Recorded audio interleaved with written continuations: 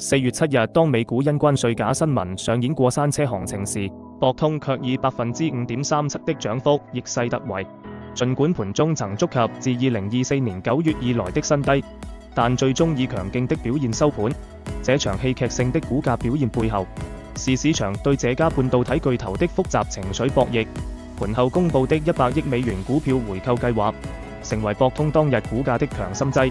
這一舉措在盤後交易中推動其股價上漲約5%。在科技股普遍承壓的背景下，這一規模相當於公司當前市值約5%的回購承諾。既是對沖董事長 Samueli 售5億美元股票的利空，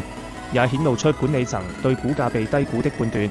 值得注意的是，博通2024年通過 AI 晶片業務實現市值破萬億美元的輝煌，如今面對2025年累計16%的跌幅，此次回購頗有自我救贖意味。市場分析師指出，博通當日反彈更多是技術性收復，